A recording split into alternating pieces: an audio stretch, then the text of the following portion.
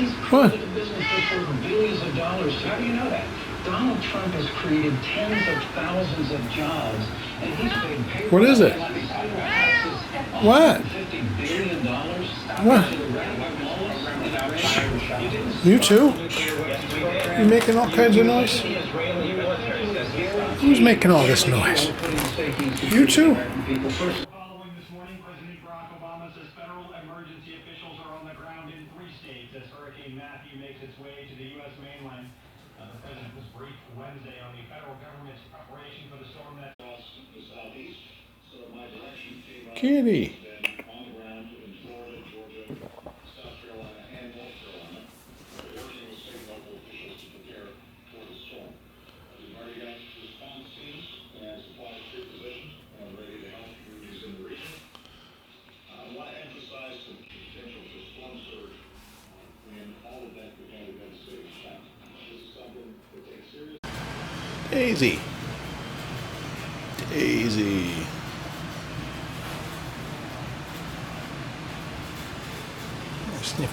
Sniff the camera lens. What are you doing? No, how about it? What's some footsie tickles? Tick, tick, tick, tick, tick.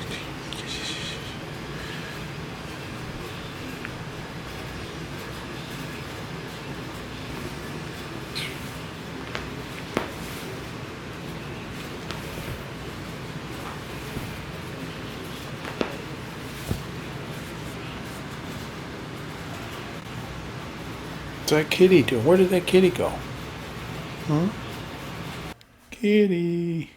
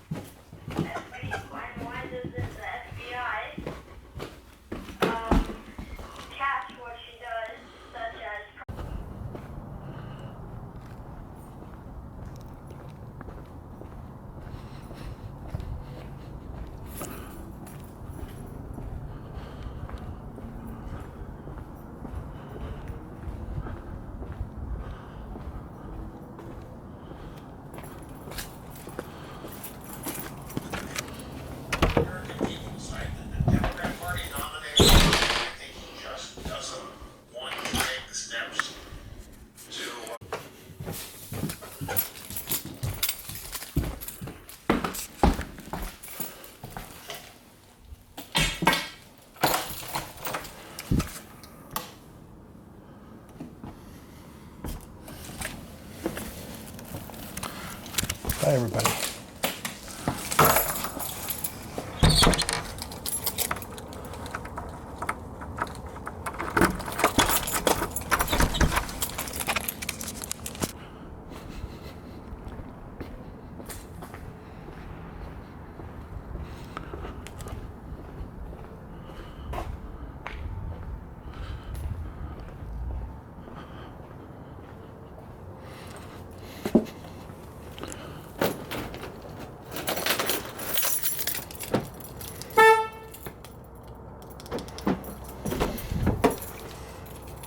How you look online and in online search results with ReputationDefender.com. Call 800-669-1520 now. That's 800-66. You have negative material from an ex-employee, upset patient, or former client, newspaper article, legal issue, social media, or other source showing up in your search results. You can combat it with ReputationDefender.com. Our dedicated experts in patented technology can help make your online search results look their best. Call 800-669-1520 to learn more. 800-669-1520. That's 800-669-1520. Or visit ReputationDefender.com. Hi, Mom. Is Claire's birthday party today? Me again, Mom. Where did I put my history book? Hi. Hi, sorry, forgot one last thing. Sometimes it's hard to concentrate. At school, I start looking out the window, and then I forget what I'm supposed to be thinking about. I know it seems like I don't care, but I do. It's just difficult for me. Love you, Mom. Bye. Join parents and experts at understood.org, a free online resource about learning and attention issues to help your child thrive. Brought to you by understood.org and the Ad Council. We all know goodwill. Hurricane warning further north into Georgia. Winds this morning in just a few hours increasing to 125 miles per hour. Some 3,000 people have already checked into shelters in Florida. According to the Division of Emergency Management, 48 shelters are providing refuge for 3,015 people. Another 13. You too. That's the Edmund Rice, contributor at Breitbart and American thinker, author of WTF, How Karl Rove and the Establishment Lost Again. Today's Money Metals Minute brought to you by MoneyMetals.com. Golden, you can check out for more information, check out MoneyMetals.com. That's also where you can get live prices on gold and silver. Our producer is David Milligan. You've got America's Morning News, where the nation's news breaks. You're listening to America's Morning News.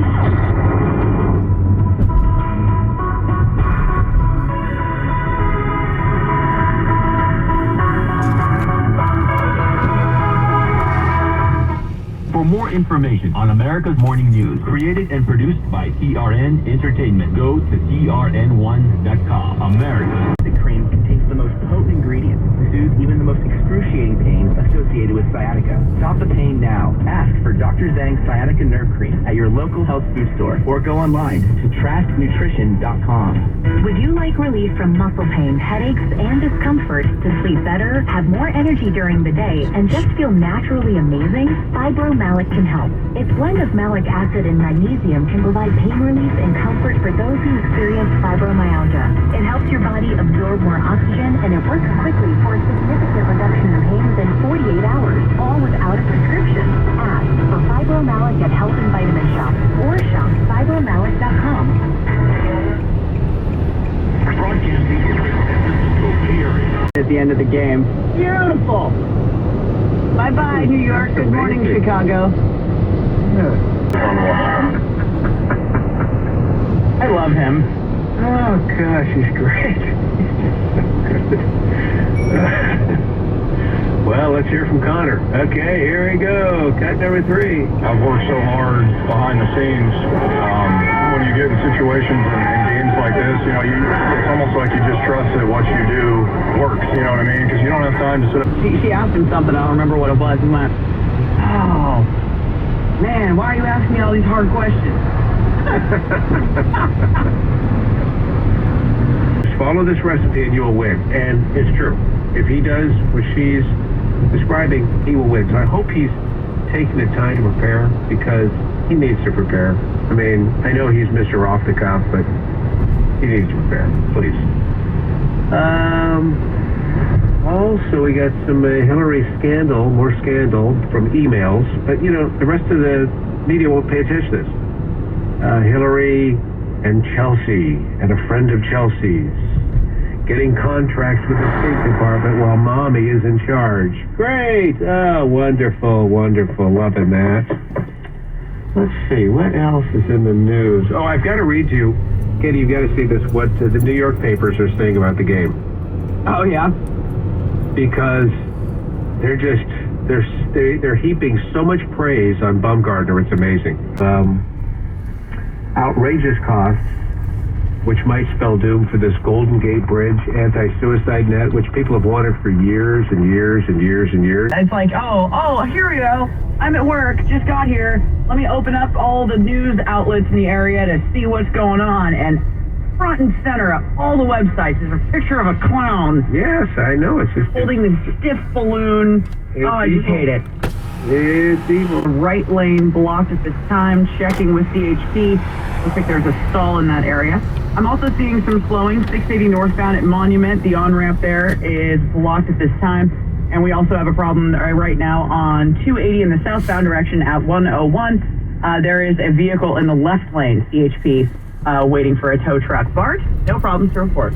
Our windows have a story to tell, shouldn't yours? Hi, my name is Bill, and this is my wife Kathleen, and we are the owners of American Vision Windows. Bill and Kathleen founded American Vision Windows because of first-hand experience. We didn't have people returning our calls. When they come, they really weren't professional. They didn't give us a full presentation to understand what I was buying, the benefits I was going to have, all the stuff that we like to share with the customer now. I didn't feel like we could make a super educated decision. It was pretty obvious to Bill and Kathleen that the industry needed better customer service, but a root canal. Or who do you call when you need to take care of that appendicitis? Of course, you call on a pro, a dentist, a doctor. So how about your retirement planning, investing, reallocation, choosing the right financial products, staying on top of the market, figuring out your risk level, calculating income stream, folks? Your financial future deserves to be handled by a professional. Talk to an advisor at Vitucci & Associates. The first consultation is complimentary. Get a professional opinion on the health of your finances. Yes, I'm calling about a guest reservation that is staying with us tonight.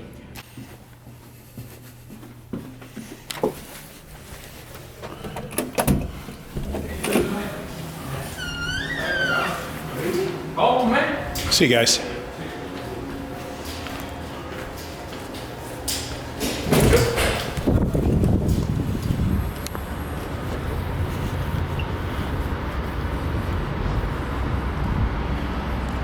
By the Sham. Go to their website and check out Rich Uncle's Read, a Reg A Tier 2 offering. For See you later. Go to richuncles.com. That's richuncles.com or call 855-RICH-UNCLE. Rich Uncle's Read is just indications of interest concerning its Reg A Tier 2 securities offer. Any indications of interest involve no obligation or commitment of any kind. No money or other considerations being solicited. Any standing response will not be accepted. No sales will be made. No commitment to purchase accepted. Shall be offered statements qualified. Maybe all limits contained under $10,000 by Rich Uncle's. You're listening to Rush Limbaugh. Coming up with news is Michael Savage. 5% rate of APR. 15-year fixed-rate loans with no interest. Really?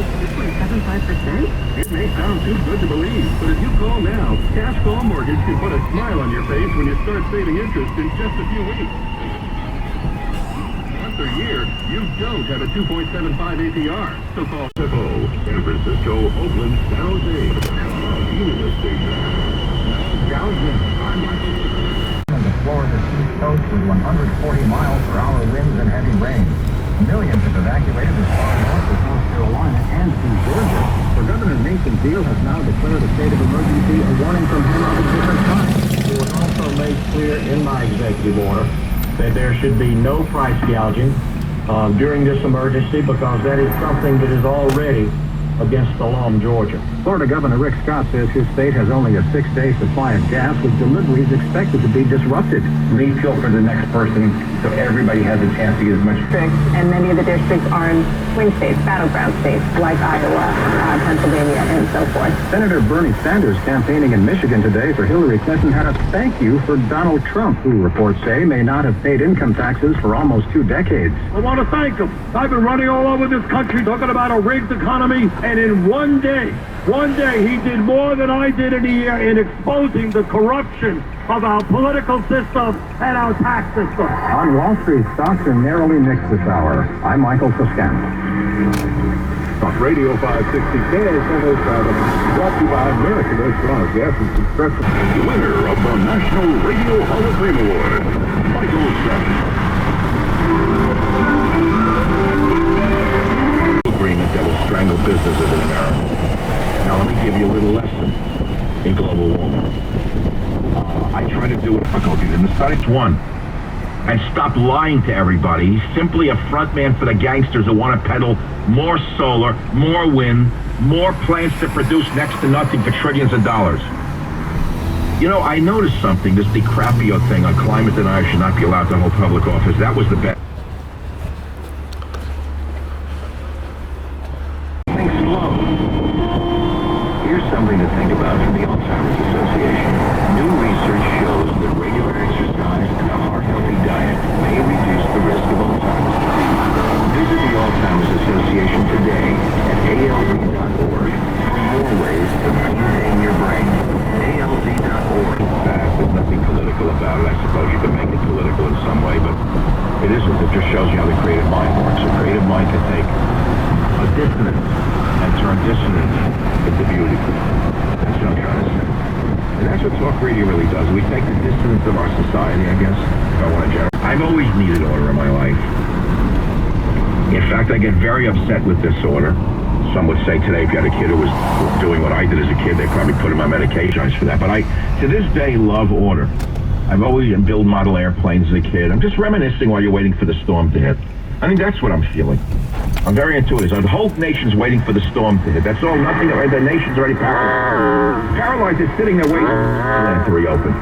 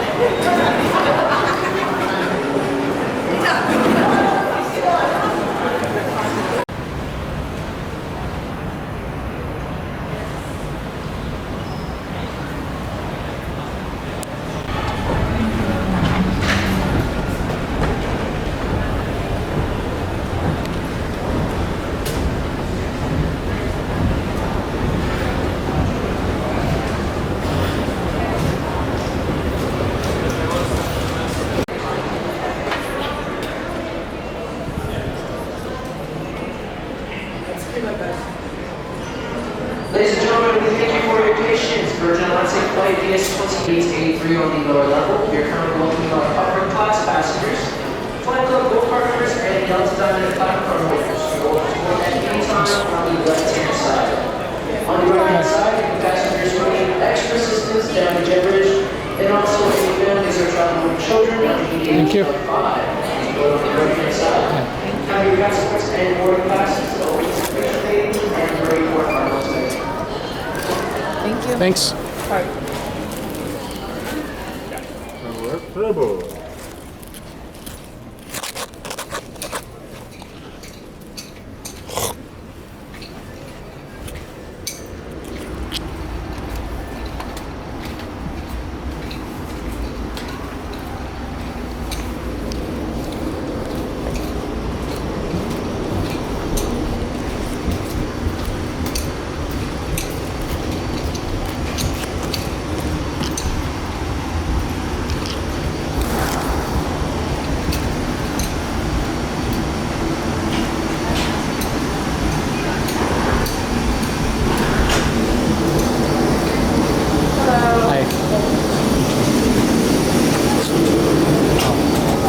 Hi there.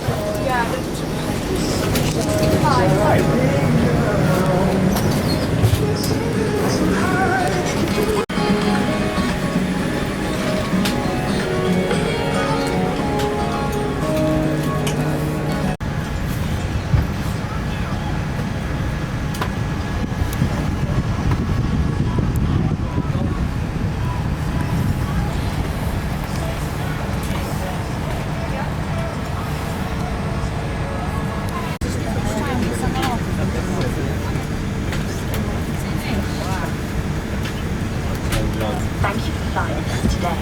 You're no doubt keen to lose yourself in our dazzling world of entertainment. But first we're going to show you a safety film, and we'd like you to give it your full attention. It's really important that you watch and understand it, because together we're all responsible for safety on this flight. It helps explain the safety equipment and procedures of this particular aircraft, and gives you an idea of what to do in an emergency. If you have any questions on the watch,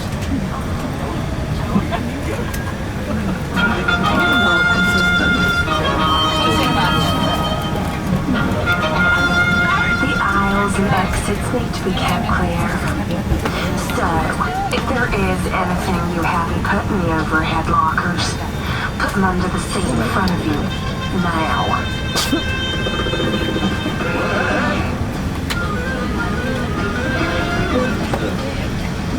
It's really important that your seatbelt is securely fastened. If it isn't, push the two ends together until they click. Then tighten it by pulling the strap, like this. If there's an airbag attached, make sure it's not twisted. You can open your seatbelt like this.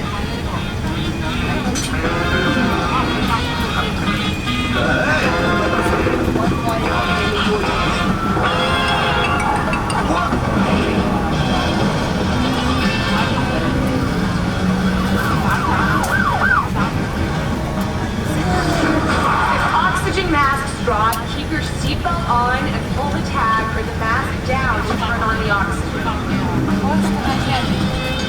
Put the mask over your mouth and nose with the rubber band around your head. Fit your mask first before helping anyone else with theirs.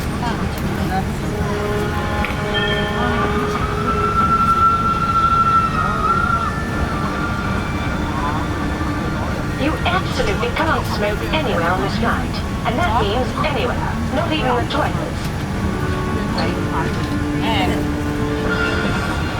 It's just not safe. The same goes for these electronic and smokeless cigarettes.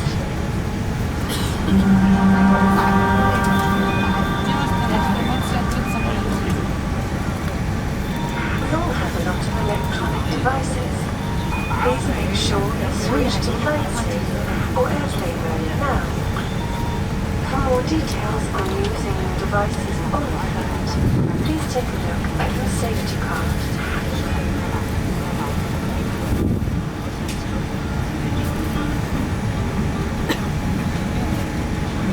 If we land on water, take your life jacket from under your seat. Pull the tab to release it, then open the bag and take the jacket out. Slip it over your head, pass the long strap around your waist and secure with a clip at the front. Pull on the loose end to tighten it. Only inflate it when you're outside so it doesn't restrict your escape. Pull the red tab hard or blow into the tube to inflate. There's a light to attract attention. Cabin crew will hand out smaller life jacket for children. To help reduce injury in an emergency landing, fasten your seatbelt tight. Put both feet together, firmly on the floor, slightly under your seat. Place one hand over the other on the back of your head. Bend forward, elbows outside your knees. Rest your head on the seat in front of you here. If you have a child on your lap, place one hand on your head, lean over your child and place one hand on their head.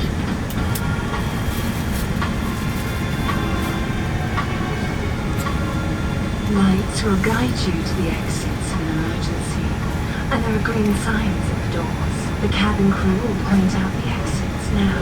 Please remember where your nearest exit is. It might be right there, behind you. If you need to open the door, move the big handle in the direction of the arrow. As the door opens, the slide will inflate. If it doesn't, then just pull the red handle. Leave everything behind you, and take off anything that could damage the slide. Jump on the slide, and when you get to the end, move away quickly. The slides can also be used as rafts. Okay, we're nearly ready to go. Please now make sure your seatbelt's fastened low and tight, your seat's upright, the armrest is down, and your footrest is tucked away. If your screen isn't in the back of the seat in front of you, return it to its home now. There's a safety card in your seat pocket.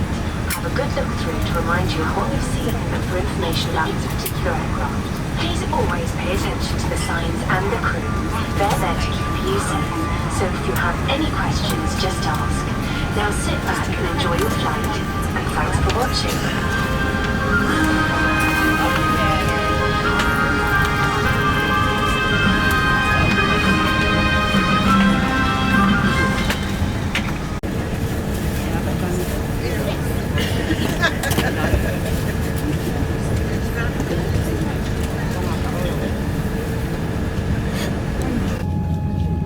I'm sure we'll have to take off Pete run through some of the services in the cabin. So please just sit relax and enjoy the flight. Thank you.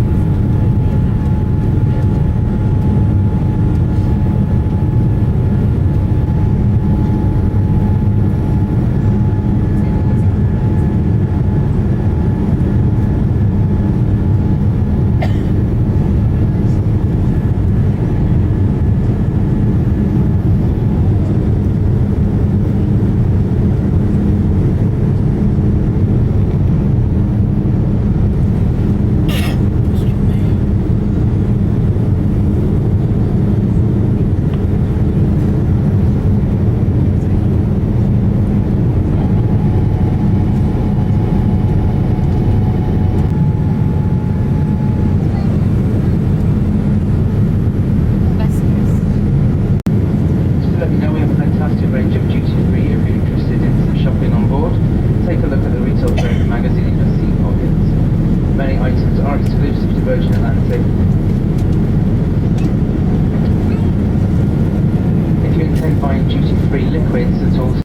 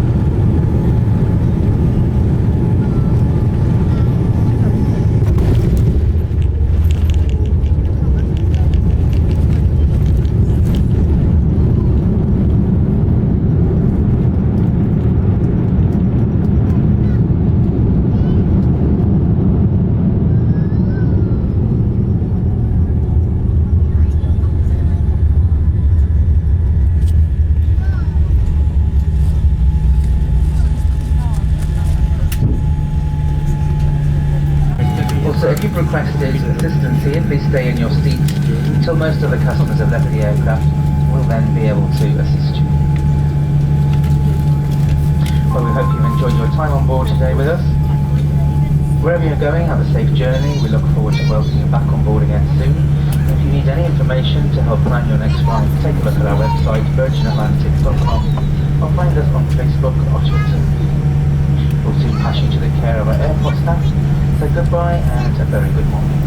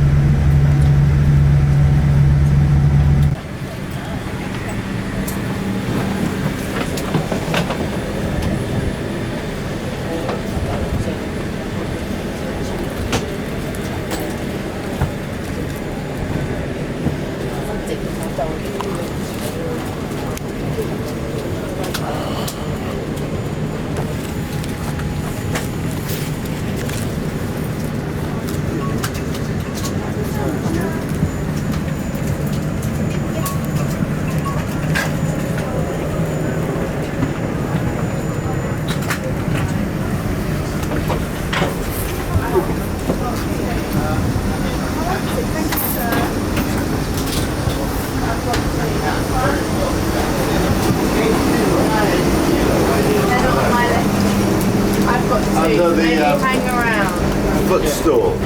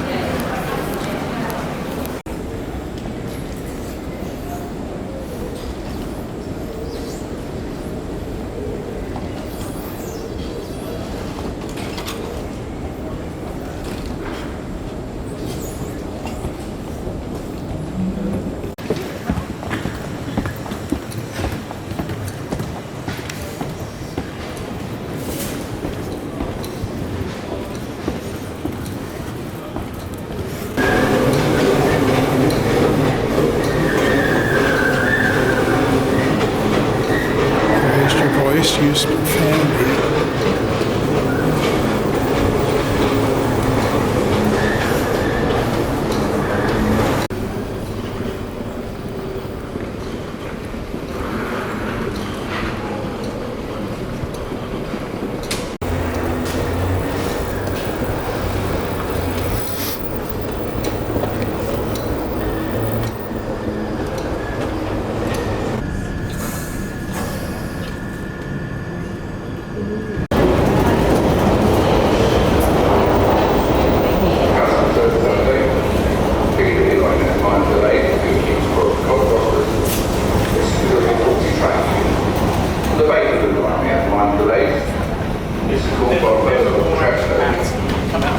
In the overground, there's no service, and we've got the local parking because of planned interference.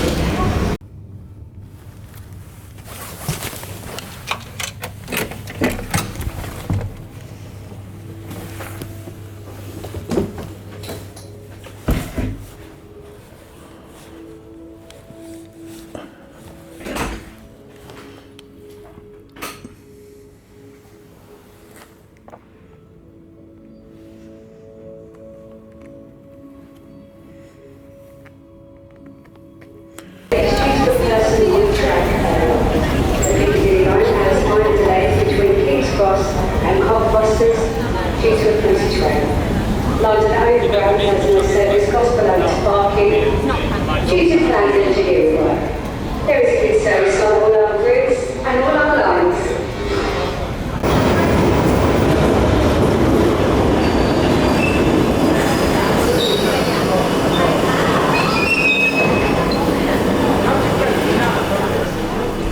Please mind the gap between the train and the platform. This is Knightsbridge. This is a Piccadilly.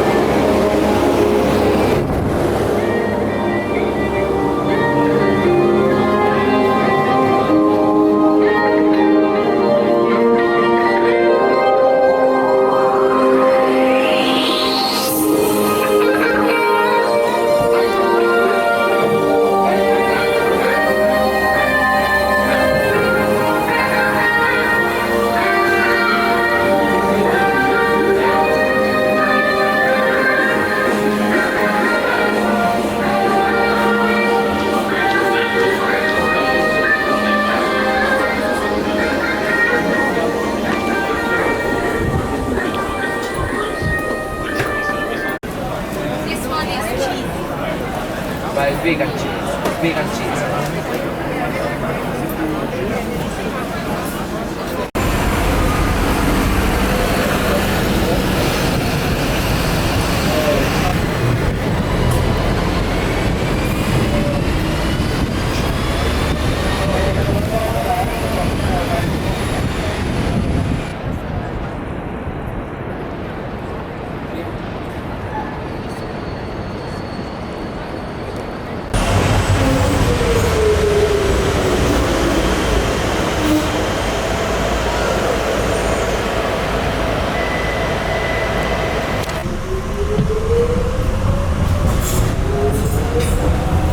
Yes, that's the one I've just seen a while ago, yeah.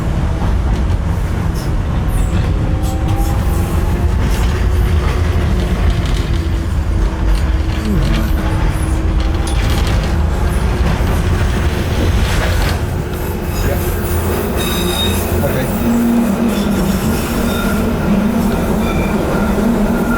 Well, maybe I'm on the DLR now, so maybe a little bit longer than that. I'm not going to get out. Or actually, no, I could probably, actually I could probably do it on the phone if I can sort of out the car. I just need to sync things up. I'll try and do that now. Alright. Thanks then, bye.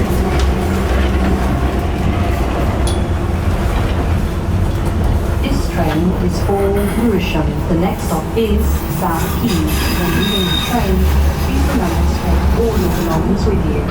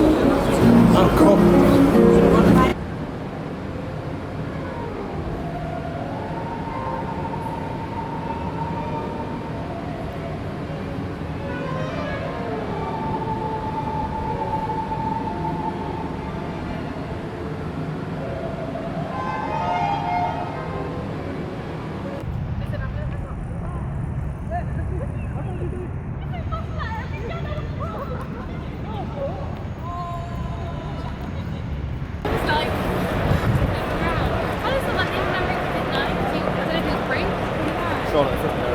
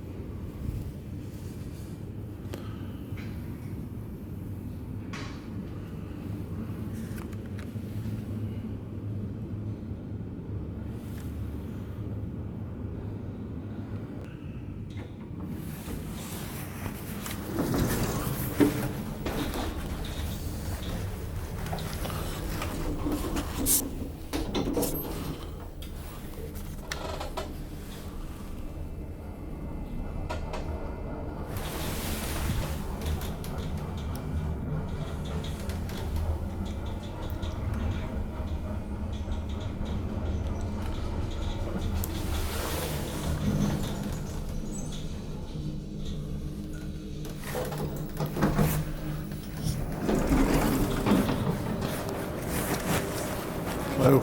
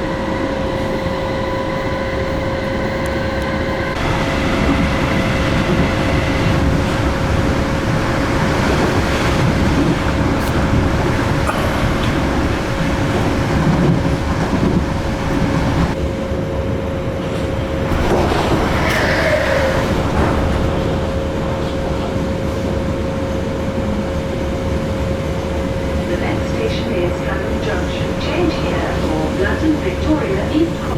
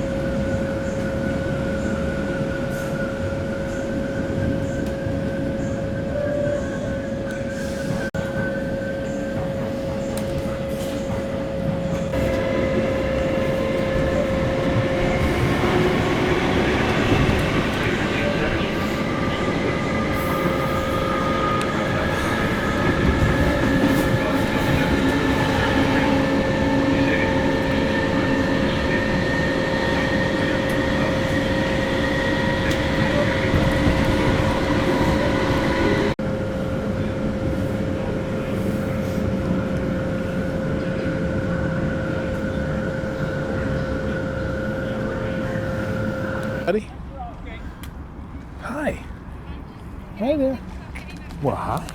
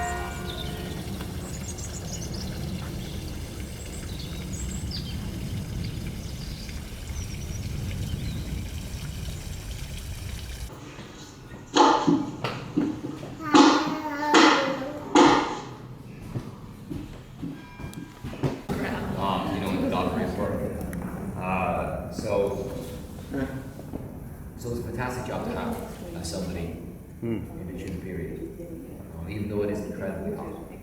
And kids couldn't do this job because they'd collapse with heat exhaustion. So they had men doing it. And if you couldn't stand it, then there'd be a queue of people outside ready to move into a place. Just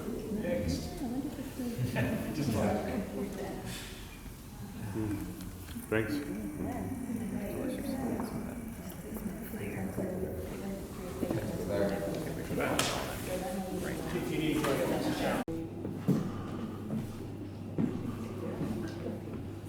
Oh, look.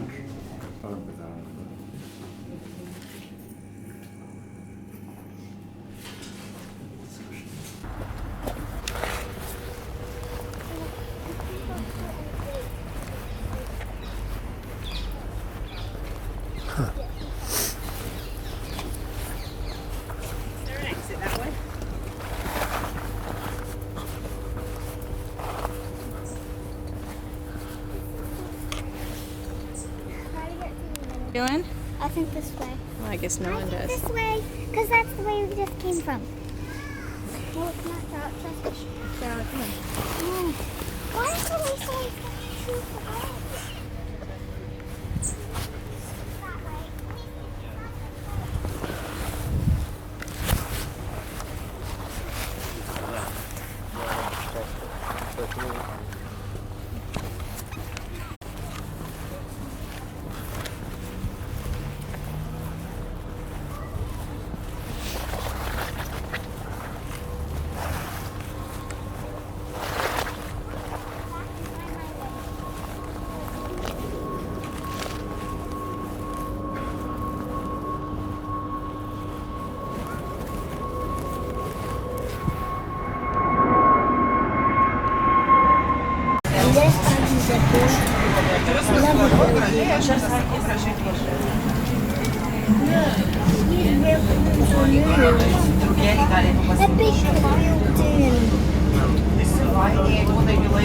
Okay, let's go. Start to get up now. Stand up. Stand up, I said. Go on then.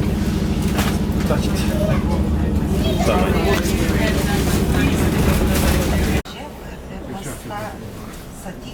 Sėdi ir visą laiką. Nu, tai kur žmogus nori, ten ir sėdi, o ką tau pavydas? Jei tai pavydės, filmą parodys draugus nuotraukus. Aš galvojau, nuo tos sakys, sako, galvojos man. Jinai pavydė.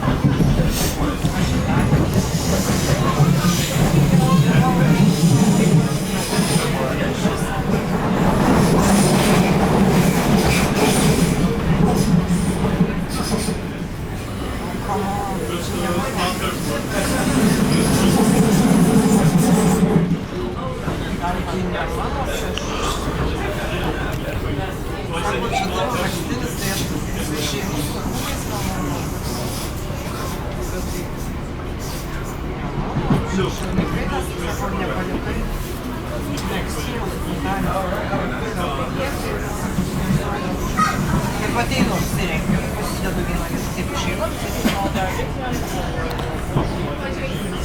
tai bet jinai net neatsimena vieno. Nežinau, gal buvo daug žodžių.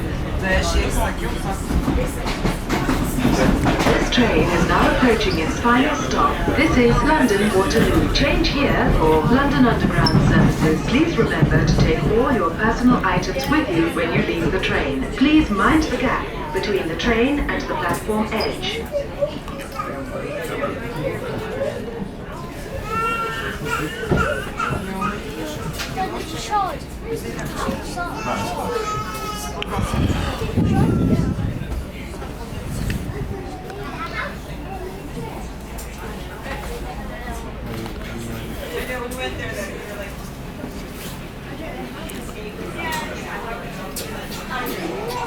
šitie babai, tegu praeina per aptulpaką. Tai žinai, kiek yra nusipirkti. Jie beviziai yra čia. Tai tegu ir eina ir va dabar išsakė.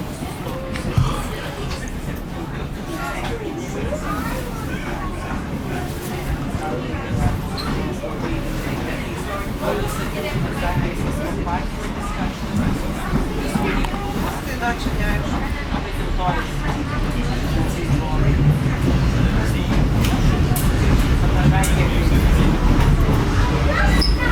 Aš žinau, kad bus, bet man čia reikia neapsidarbuoti tiesiog paimti naujų metų ir jį galima steigti. Kažkaip arba pradėti sąlygų.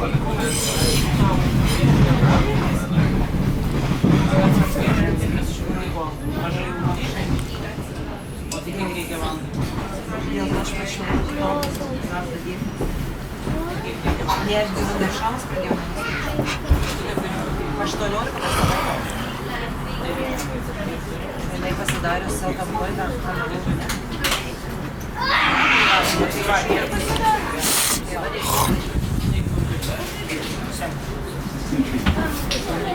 matai šūčiūrėm susidėlėm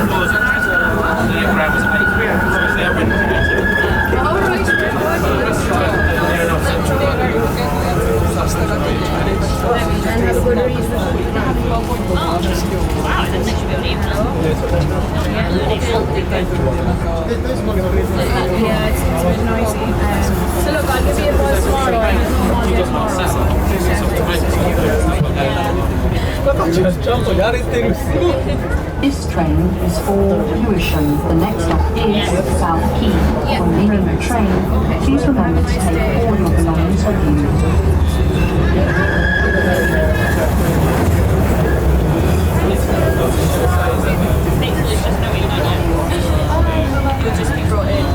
But if you could provide a off-the-street service.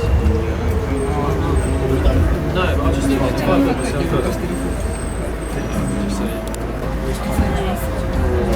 What about suppliers first to architects in London and then they fold them all up a certain way? Is that right? Yeah. I don't know how much each of them, but like my brother, haven't you got your own?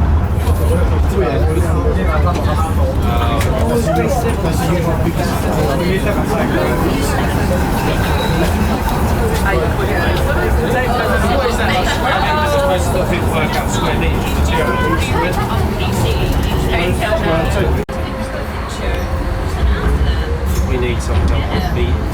She comes to give us some bullshit. So she does PowerPoint presentations. All the Microsoft Office. She does all the presentations.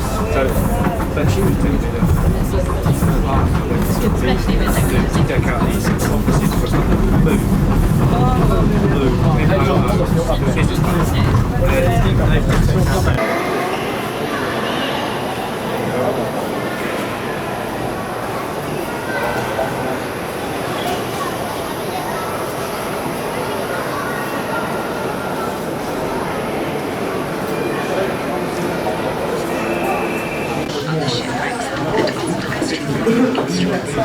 Going to Monaco, proposing a remark to compete for the longer prize, and went to London seeking financial assistance. He presented his ideas to Edmund Halley, the astronomer. Halley referred him to George Graham, the country's foremost clockmaker, who must have been impressed, but Graham personally lent Harrison money to build it. As you can see, it is huge, weighing 33 kilograms, and instead of a pendulum, it uses two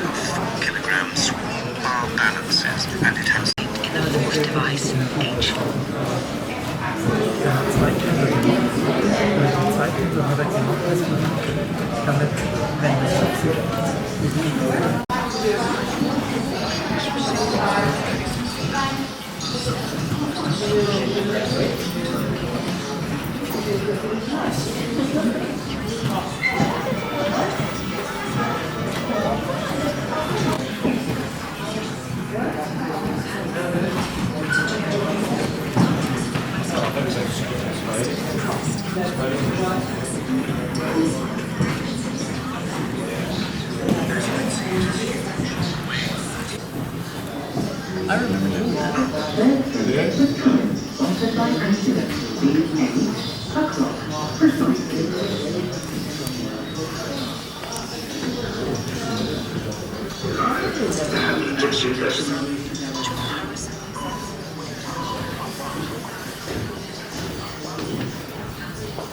And 50 seconds. As for those it will be 10 o'clock.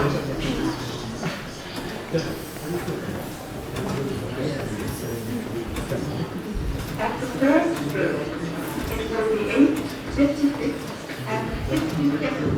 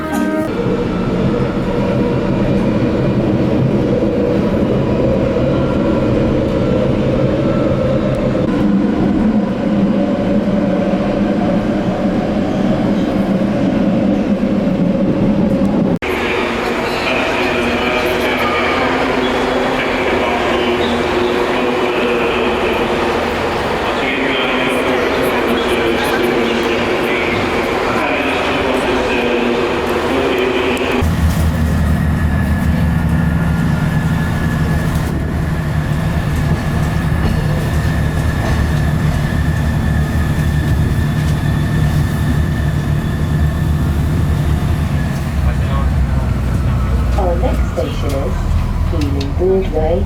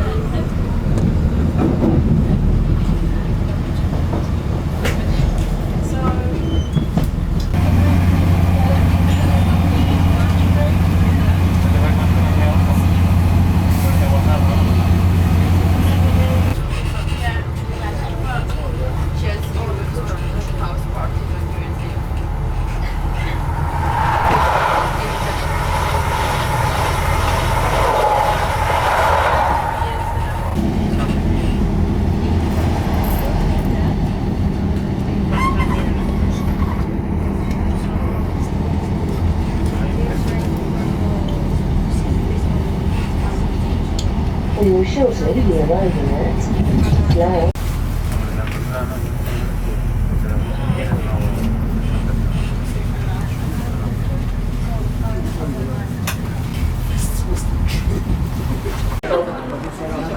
Windsor and Eton Central only.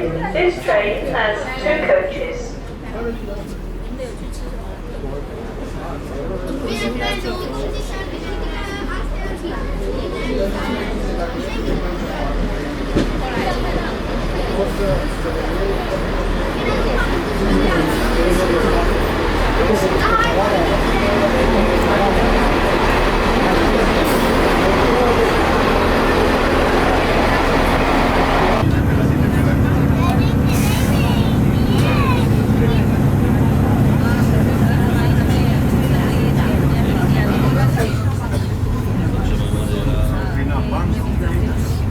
Our next station is Windsor and Eton Central.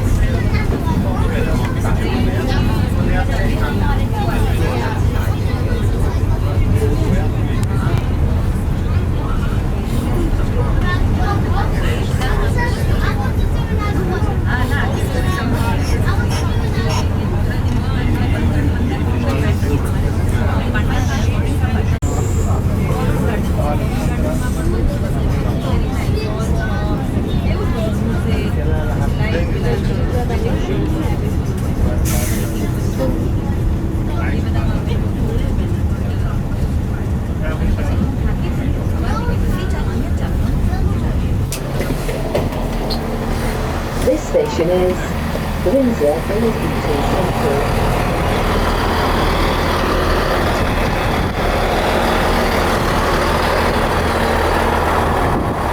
Outside, but in the state apartments, and if you go into the chapel for a service perhaps, because it's closed to visitors on Sundays, there's no photos in either of those places. We do also ask that you don't audio record the so you'll notice we're quite close by to Heathrow Airport. Planes fly over every 20 or 30 seconds. So again, if you can't hear me, it shouldn't be too much of a problem with the size of our group, but if you do find that, give me a shout, wave your hand, let me know, and I'll try and speak a little bit louder. So that's probably it for the sort of health and safety bits and bobs. So a little bit of information about the history of the castle to start with. It is the oldest and largest working castle in the world, and it's been home to around 42 monarchs, 42 kings and queens throughout its long life. Now, it started life in 1070. William the Conqueror came to England in 1066 and built lots of castles, mainly in the Norman, Motte and Bailey style, and built Windsor as a ring of 9 castles around London to guard the central fortress of the Tower of London. Now, Windsor's unusual is that it's the only one of these 9 to still survive in its entirety today, and as we walk up the hill, I'll try and name the other 8 for you. So really, since then, it's been the home of the kings and the queens, and our present Queen, Her Majesty Elizabeth II, whose photograph you'll see to your right, is the present resident of the castle. It's one of 3 official residences of the Queen, the other 2 being Buckingham Palace in London and Holyrood up in Scotland.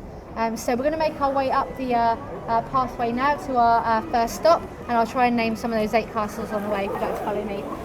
So Raleigh, Reigate, Rochester, Tonbridge, Ongar, Hertford, Guildford, Berkhamsted and Windsor. Try and do it every 6 months. And those were all built by William the Conqueror? Well, is that right? He built loads more throughout London, but those were the 9 that were in a circle around London, guarding the Tower of London.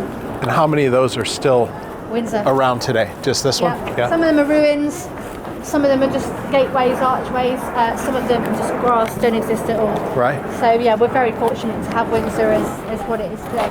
So we're just going to gather here. If you guys are facing this way, stand here so you can see.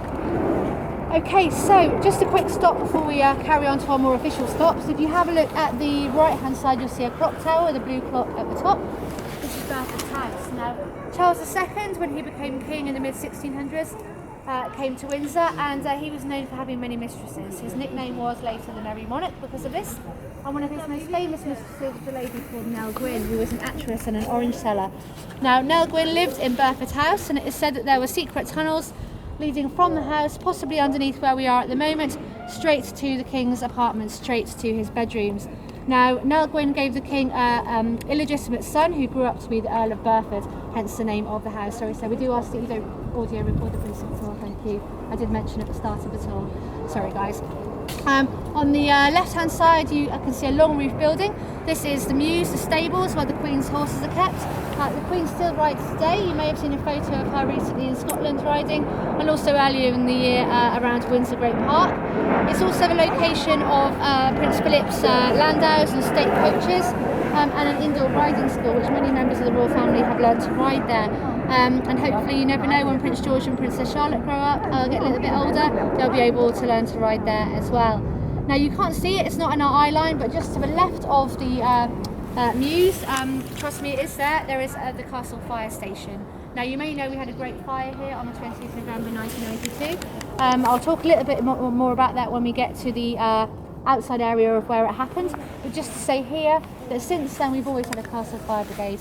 Someone sitting there all the time watching the CCTV, monitoring all the different alarms that take place, all the different fire doors, evacuation routes and so forth. So hopefully none of that will ever happen again.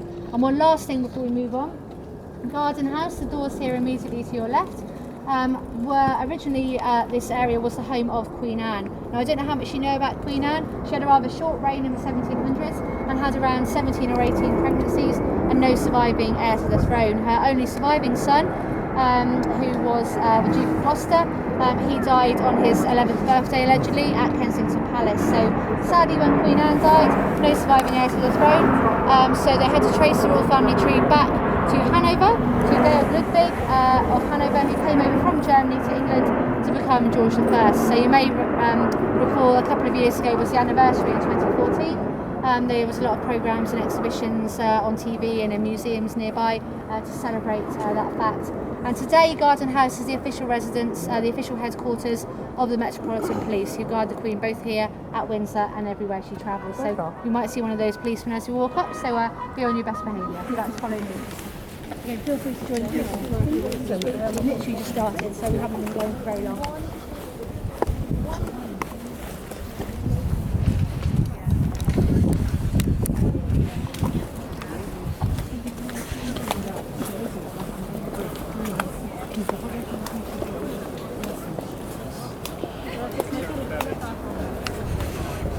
Pathway on the right here.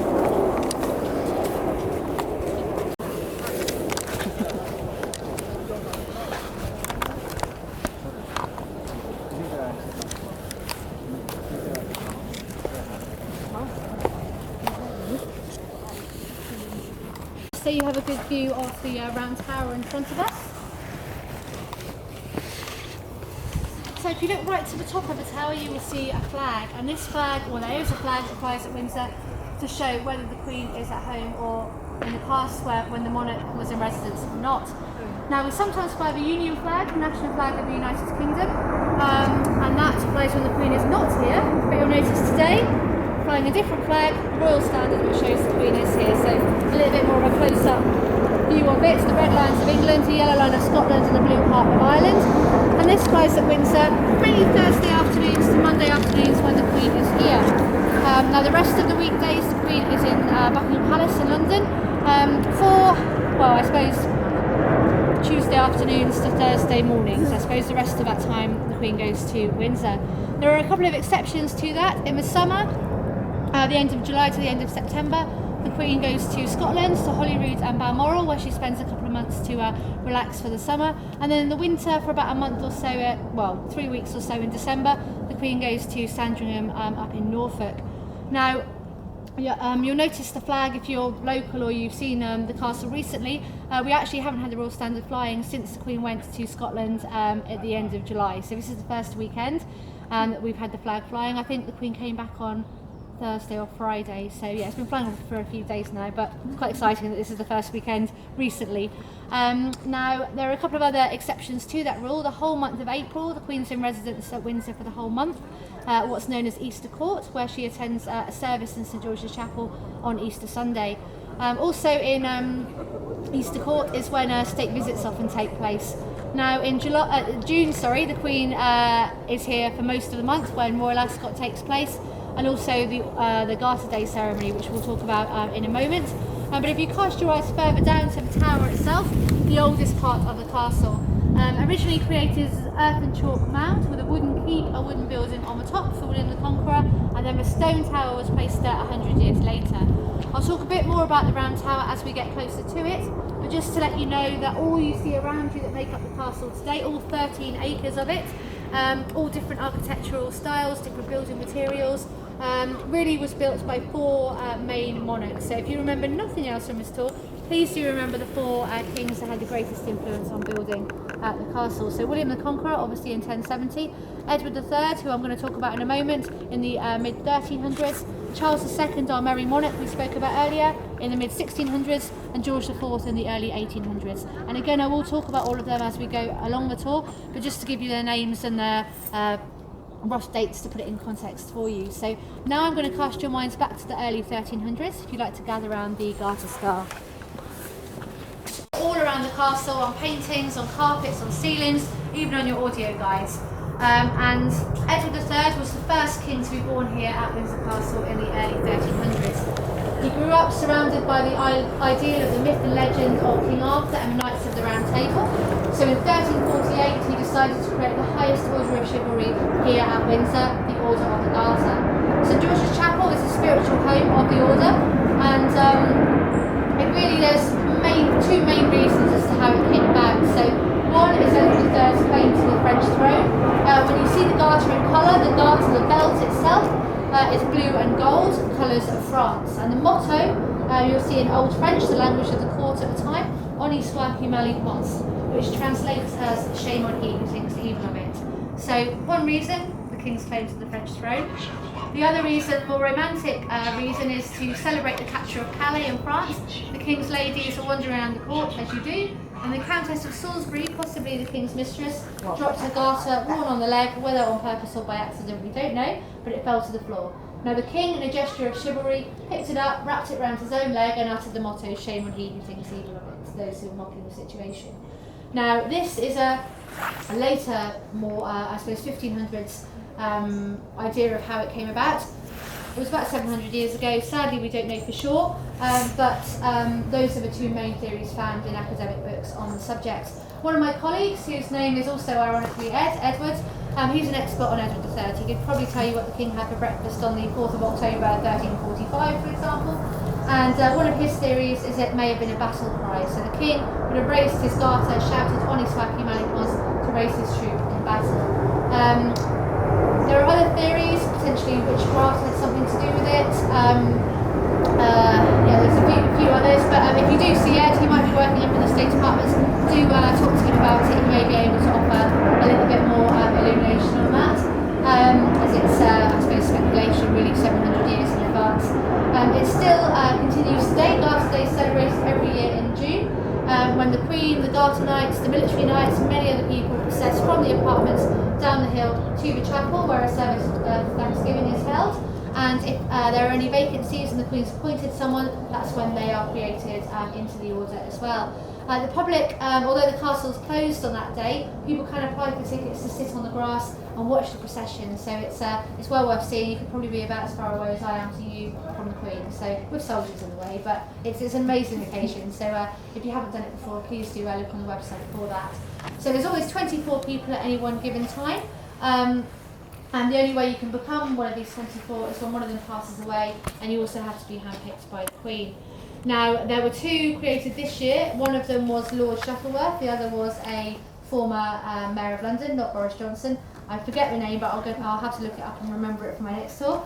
A couple of years ago, the retired head of the Bank of England, Mervyn King, and the retired head of the MI6, Lady Manningham Buller, were also created. So you can get a list of all the modern current 24 knights in St George's Chapel on their website, for example. And also when you go into St George's Hall in the State Apartments, the room with all the shields on the ceiling, do ask any of my colleagues. They do have a book there with all of the 1008, 1009 knights since it began.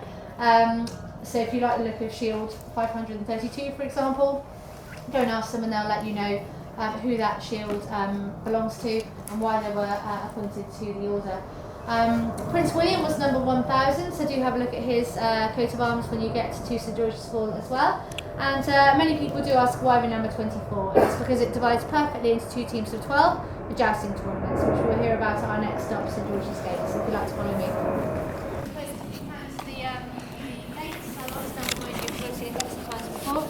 Do make sure you have a good view, particularly of the state entrance, the archway in the middle.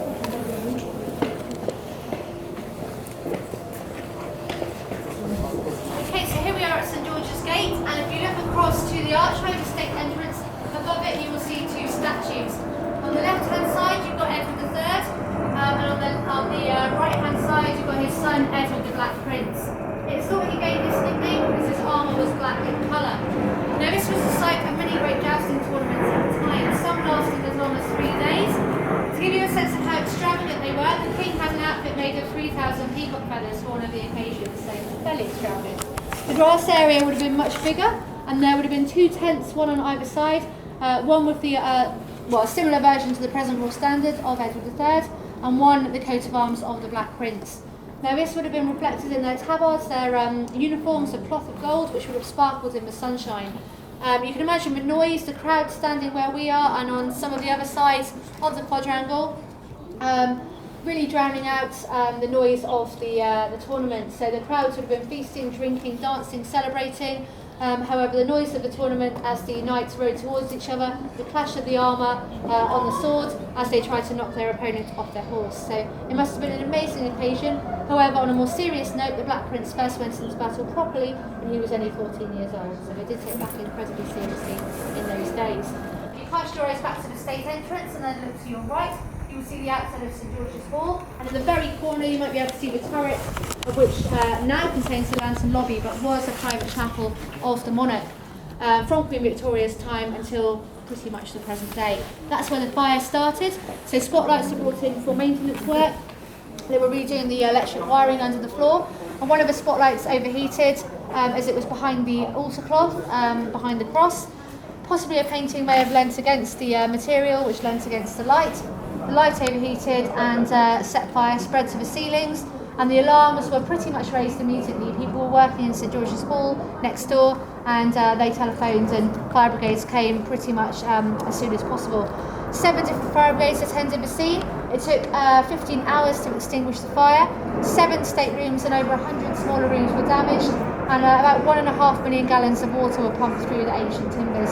So much so that where are we now, 25 years or so later? Lime wash is still being painted on the walls underneath where the kitchens are to draw out all the moisture from the stonework. So it took 5 years to restore at a cost of £37 million. The original budget was £42 million. However, the companies that were working for the castle wanted to undercut their prices to get the prestige of working here.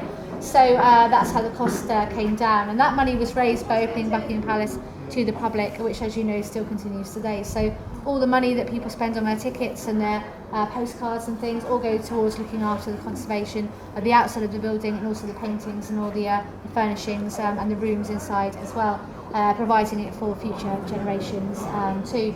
So amazingly, only 3 items completely perished. One was the Victorian organ in situ in the private chapel. Sadly, you can't quickly remove an organ and all its pipes. A large Victorian cabinet, of which a replica you can see in the state dining room where the exhibition of the Queen's clothes is at the moment, and a large painting of George III and his family, of which a similar one can be seen again in the state dining room. So as I mentioned, it took 5 years to restore, and it reopened on the same date, the 20th of November 1997, the Queen's Golden Wedding Anniversary. So we're now going to head down the hill to our next stop, Admiralty Ward. View is the Round Tower, the oldest part of the castle. Now, I mentioned in 1070 William the Conqueror built Windsor as an earth and chalk mound, the hill, and a wooden building on the top. In the style of Norman castles, the motte with the bailey. The motte being the mound and the bailey being the fenced yard around it. And Windsor's unusual as it has 2 bailies, upper ward and lower ward, which we'll talk about in a moment. But going back to the tower, we've never had any water in our moat. It's always been dry, and that's really because of the chalk in the ground. So when it rains, all the rain just dissipates through the chalk and into the ground below, so we've never had any water in our moat. Now, 100 years after the mound was built, once it had hardened and solidified enough to support a larger weight, the stone tower was added on top in place of the wooden heap. And that's pretty much the same, well, certainly the same stones you see on the tower today. It was rebuilt in the 1220s, and it stayed at the original height, which if you look about halfway up, you'll see a stone ring, a stone girdle. a bit confusing with the scaffolding anyway, but hopefully you can make it out with the windows change shape.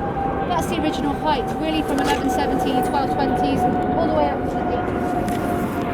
Now in the 1820s, George IV came to the throne. I don't know how much again you know about George IV, whether you've seen stories portrayed of him in Blackadder on TV or any other documentaries about him. He loved spending money. If he was given something big, he wanted it made bigger. If he was given something gold, he wanted more gold and more sparkles added to it. He did this with the Round Tower. When he came to Windsor, he looked at it, the original height, and thought, no, it's just not big enough, I want it even bigger. So he asked his architect, a man called Sir Geoffrey Wyatville, to build the top 33 feet or 10 metres to the height of the Round Tower, creating the iconic silhouette we see on the skyline today. Now, I know the season's over and done with now, but if you do visit us next summer, the end of July to the end of September time when the Queen's away, you can climb up the 200 steps to the top of the tower on a guided tour.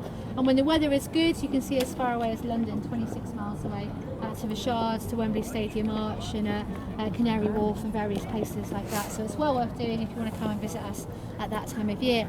Now, one of our main questions at the castle is, particularly when we're standing here, is does the Queen live in the Round Tower? The answer is no. We'll have a look at the outside of the private apartments in a moment, but the Round Tower does house very important documents making up the Royal Archives, so documents and letters really from the royal family from the 1700s up to the present day, although they do have a lot of older documents as well dating back to the 1200s.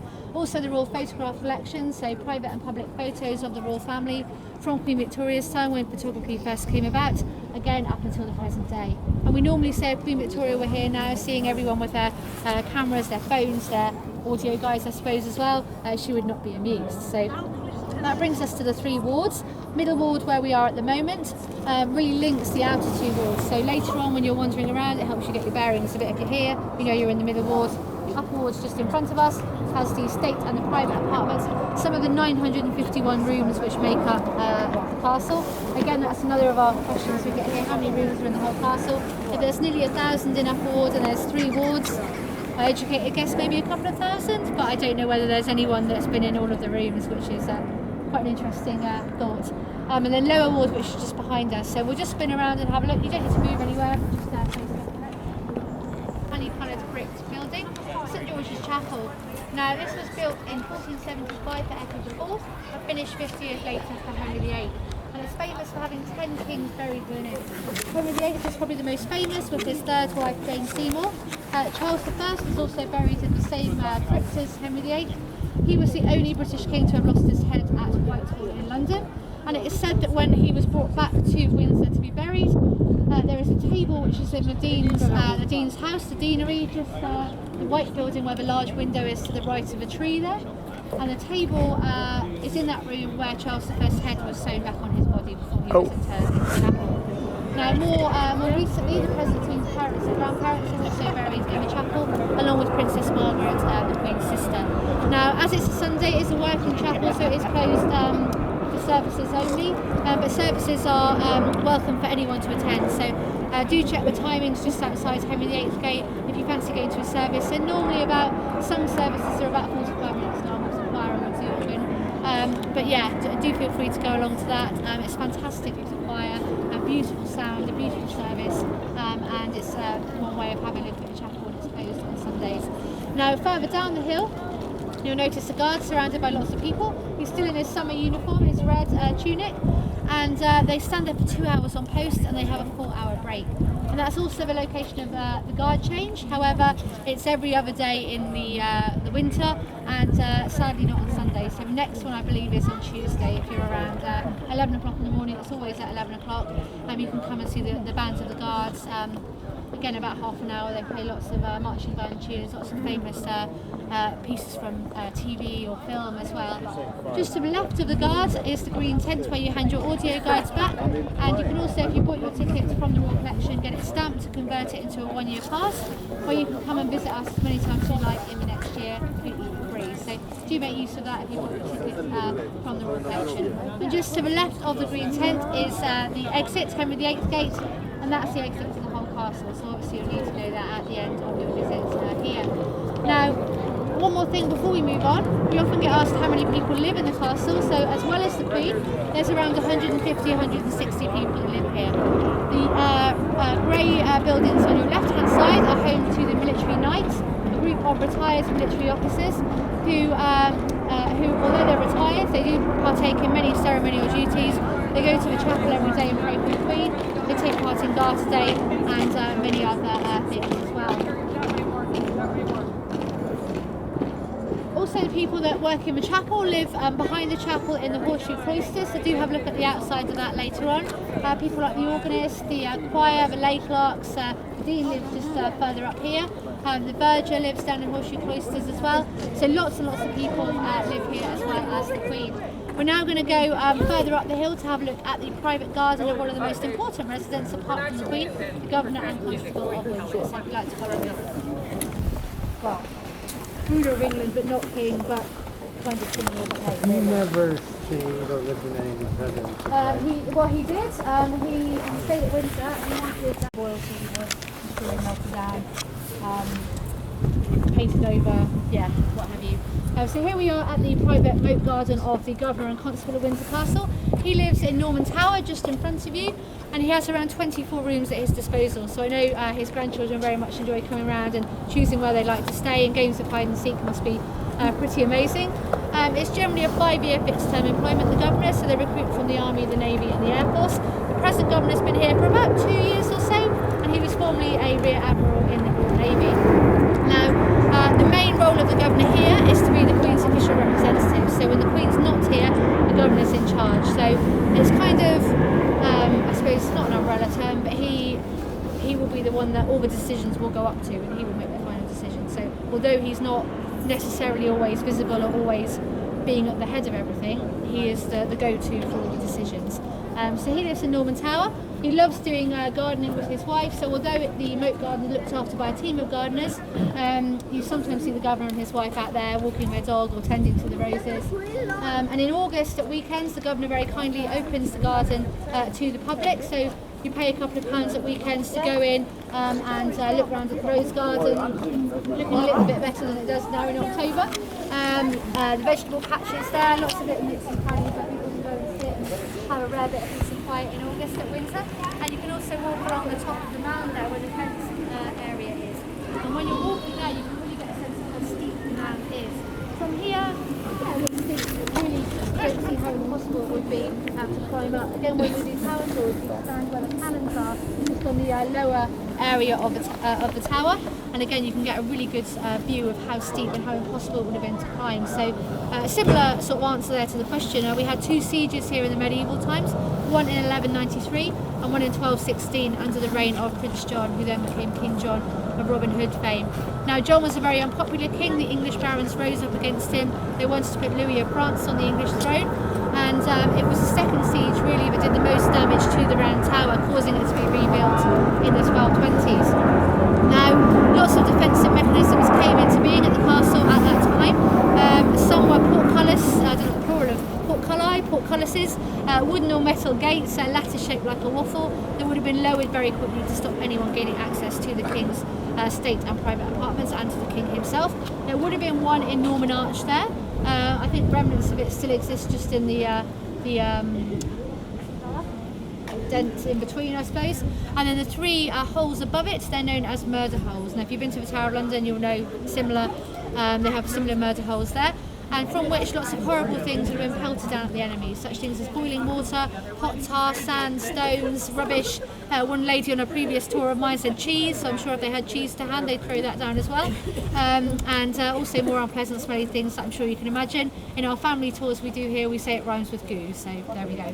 We'll walk through the archway now, and if anything falls on us we'll blame the Governor as he lives above, but on a more serious note, it was blocked up in the Victorian times.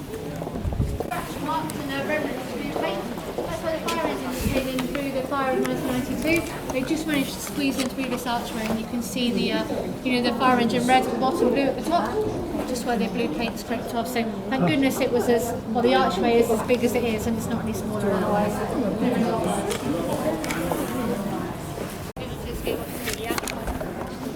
Oops, sorry. Some of the 951 rooms there are in Upper Ward. Now when the Queen travels to Windsor, it's either by helicopter or by car, and the last part of the journey is always by car. So So the car comes in through George IV gates, the central archway there, turns around to the top left-hand corner and goes in through one of the 3 wooden doors, of which you can see one of them is open. It's there. There is an indoor portico there, sort of an indoor covered over way that gives the Queen a little bit of privacy getting out of the car, and also if the weather's bad, she doesn't need an umbrella when she goes up to the private apartments. Now we have state visits here during Easter Court, which I mentioned earlier in April. We were going to have one this year, the head of state of Spain, but unfortunately due to their government and politics and re-elections and stuff, they postponed. Hopefully that will happen later next year apparently.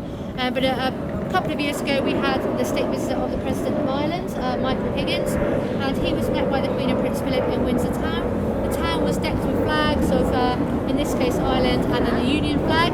And they was come out by horse and carriage, and they did a lap around the quadrangle here, around the gravel, and in the centre of the grass was about 300 or 400 soldiers. It was known as a Guard of Honour. So some of you may have seen the guard change here at Buckingham Palace.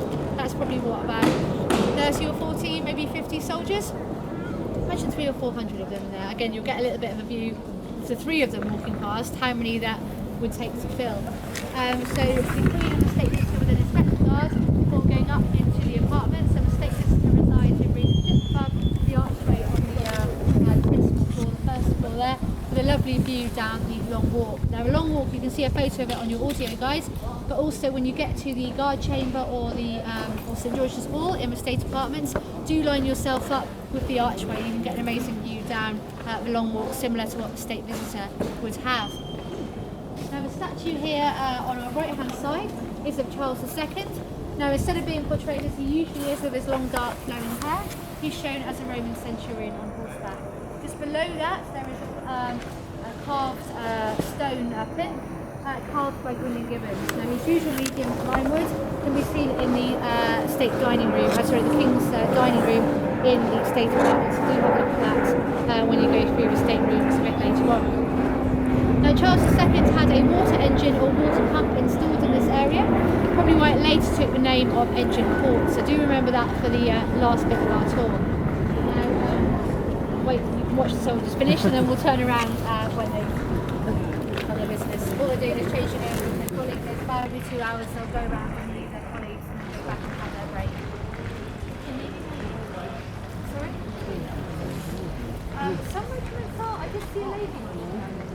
Not often, but I suppose we've got some cool business done as well as admiring paintings and tapestries and the like. Now in the 1800s this was changed into the Royal Library. Sadly no public access, but they do have a huge amount of books and important documents in their collection. Their oldest document is 8th century Egyptian papyrus, so fairly old, and the clock that Henry VIII gave to Anne Boleyn on their wedding day is also housed in the library.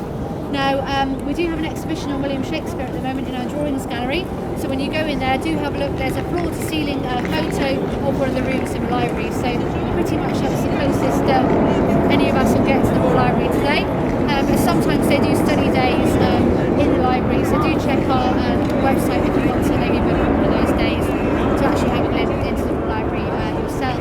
Now, a couple of things before we move on to our last stop. The exit to the State Apartments is just here. It's a one-way route, so if you get lost, you'll end up outside here, and you can head down the hill to Middlemore and the exit of the castle. Engine Court shop here is one of 3 shops around the castle that sells all sorts of postcards and souvenirs and things like that in case you need to pop in and write a postcard or 2. And we're going to head down the stairs now just to the left of the post box to our last stop, the North Terrace. It is quite dark on the stairs, so do use the handrail if you need to, and do let your eyes adjust. And when we get down the stairs, we'll turn right to our last stop, so if you'd like to follow me.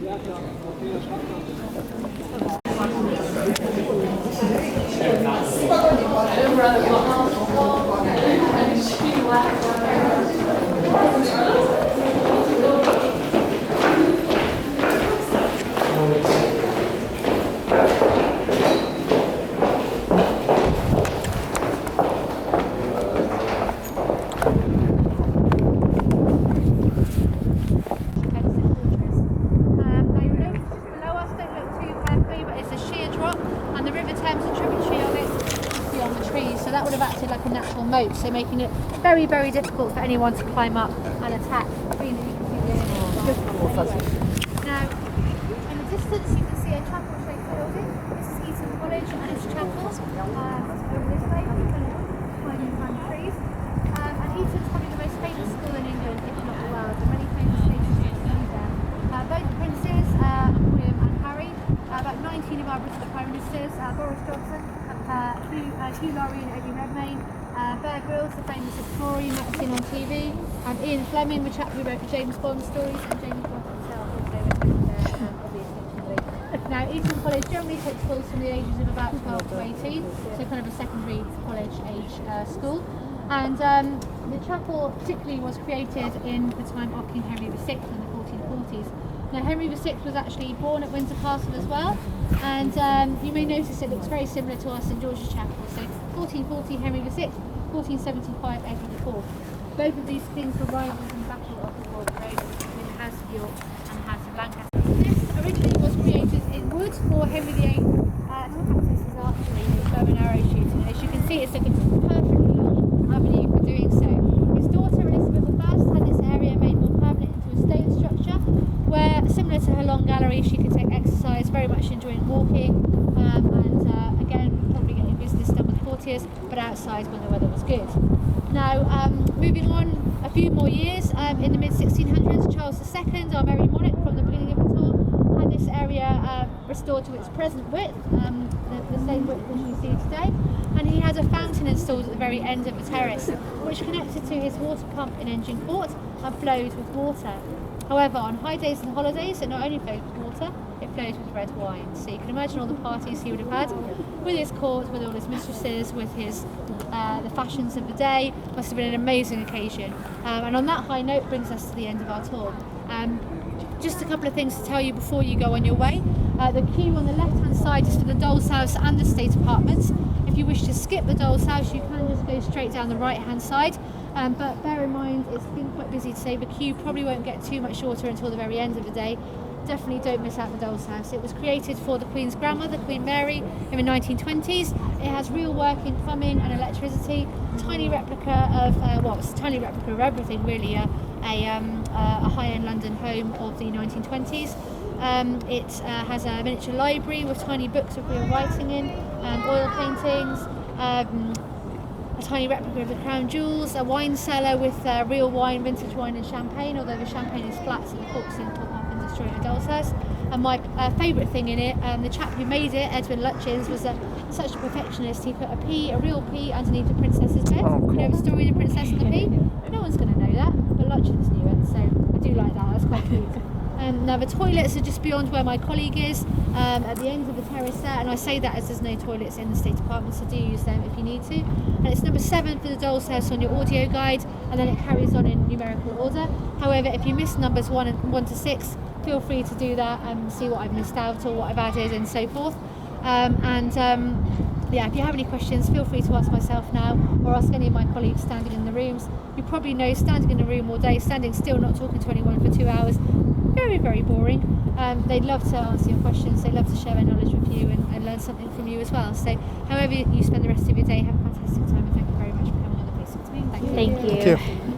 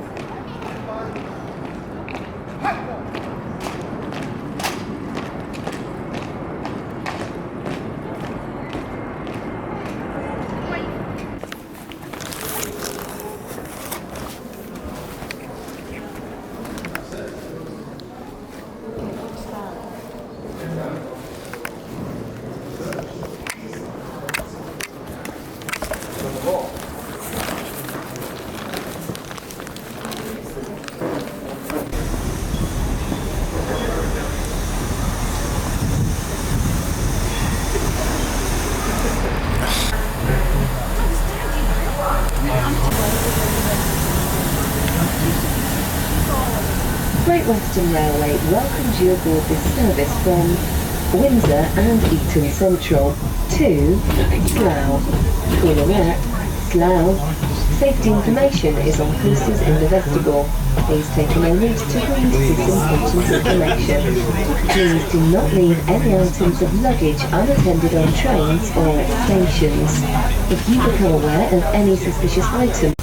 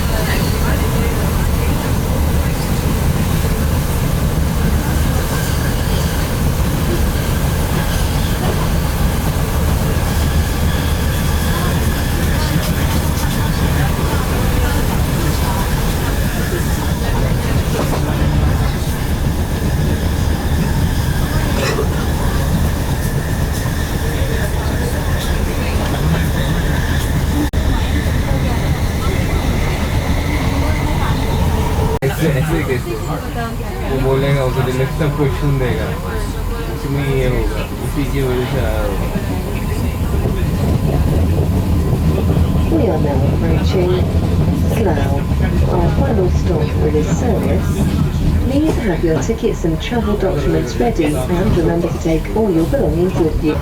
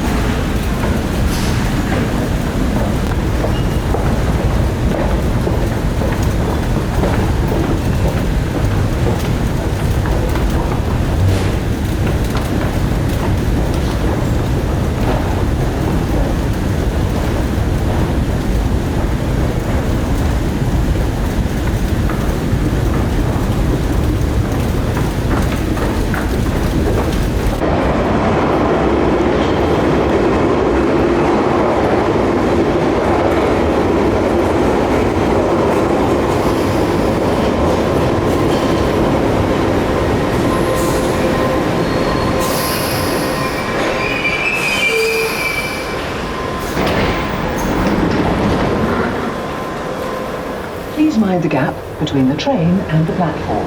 This is Knightsbridge. This is a Piccadilly line.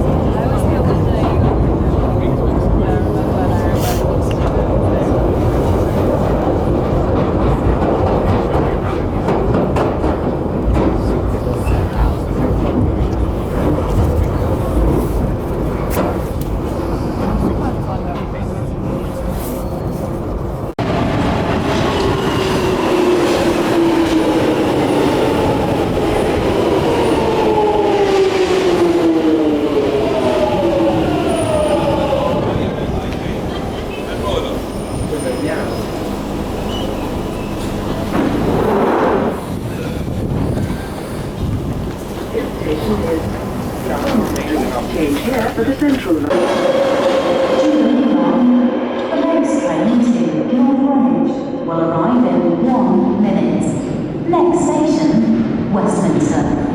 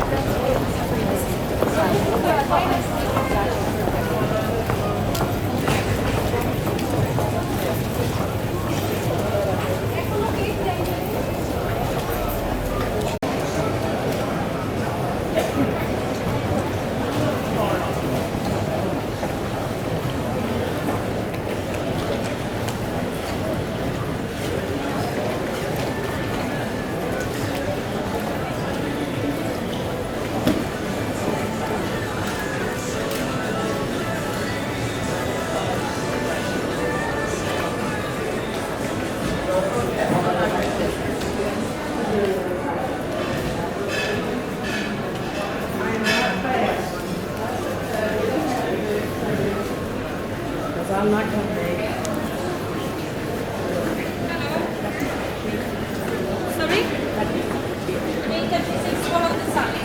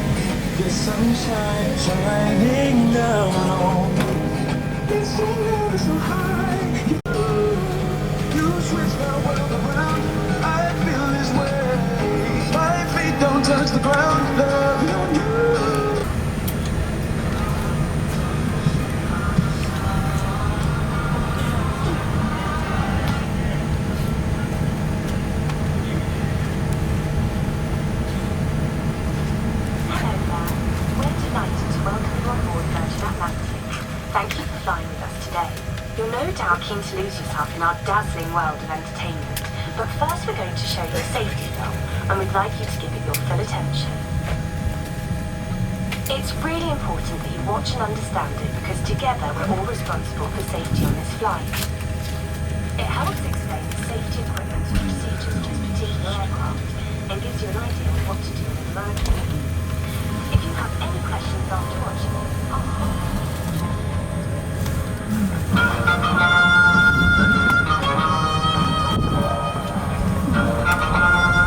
the aisles and exits need to be kept clear. So, if there is anything you haven't put in the overhead lockers, put them under the seat in front of you, now.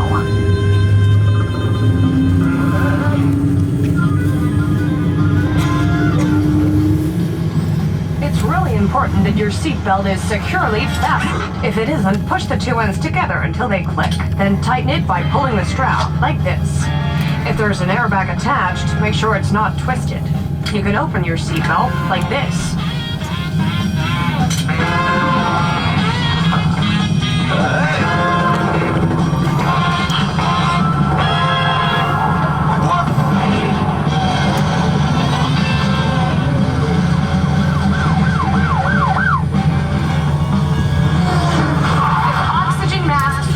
Keep your seatbelt on and pull the tag or the mask down to turn on the oxygen. Put the mask over your mouth and nose with the rubber band around your head.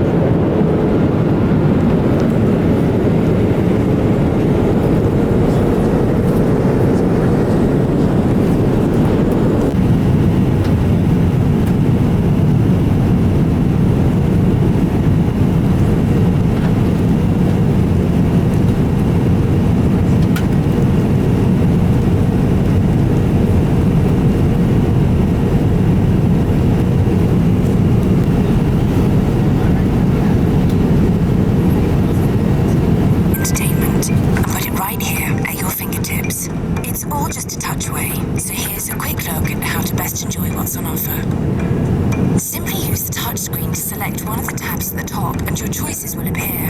From there, you can scroll through our multimedia library by pressing the arrows, or swipe backwards and forwards like this. With a selection that includes dozens of dazzling films and documentaries, a formidable lineup of top TV shows, and an eclectic music collection, our diverse range is designed to cater for every taste. Whatever you're into, there's something for you. But if, like me, you just can't decide, then check out Vera Loves for entertainment that's been handpicked by the Virgin Atlantic team. Packed with personal recommendations and hidden gems you might otherwise have overlooked, this is the stuff we love and that we think you'll love too. Just select any of the entertainment tabs and follow the options on screen, or simply press play. If you see something you like but don't want to play it right now, then our Save for Later feature lets you build your very own playlist of films, TV shows and audio, saving you the hassle of searching through choices again and again and giving you a truly bespoke, on-demand experience. Just press the Save for Later button whenever you see it, and the item will automatically be added to your playlist. If you want to turn on your reading light at any time, you can access the shortcut menu by either touching the light under your monitor or the arrow on this bar at the bottom. A pop-up menu will also give you access to controls for screen brightness, language options, volume, our kids section, and even one of our super crew members. It's okay, I'm still here. Where in the world are you? If you're curious, then check out our sky map by touching the flight progress bar on the menu screen. This will show you where the aircraft is in its journey, and even let you explore the globe via interactive views. And that's not all. If you'd like to keep in touch with other passengers on board, check out our Seat Chat application and get socializing. We think you'll love our on-demand entertainment, but we also know that sometimes it's just nice to be left to your own devices. That's why we've given you the option to connect your own USB gadgets to your seat, so you can enjoy your own music or photographs on the big screen. Just slot your USB stick straight in like this, and off you go. You can also get online with your own devices using the onboard Wi-Fi. Listen out for crew announcements or check Vera Magazine for more information. So that's it, simple. We hope we've covered everything, but if you do need more of a guide, then just tap on the Help tab. Here you'll also find details of how to select movie languages, apply hard-of-hearing captions, and access parental controls. There's a whole world of dazzling entertainment at your fingertips, just waiting to be explored. So sit back, relax, and lose yourself with Vera.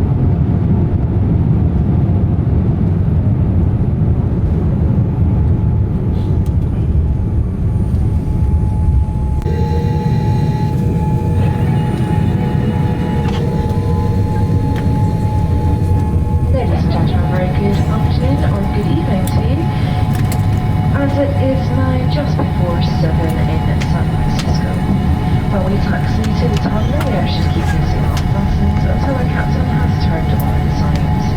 All others need to remain seated and keep the arms and exits clear. Any items stored for you will be returned as soon as we arrive. A reminder to keep your mobile phone in flight mode until after arrival, and that most airports don't allow use of mobile phones. If you have been using one of our own headsets, we ask you to leave it on your seat where we...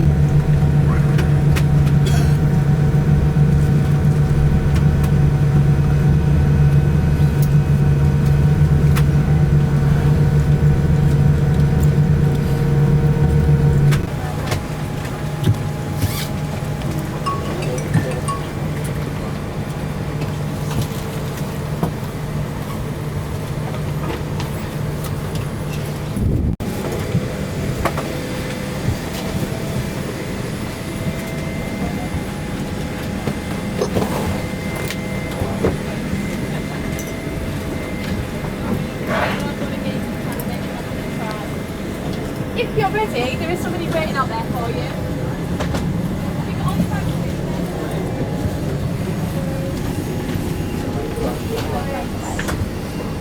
Bye-bye. Bye now. Bye-bye. Bye.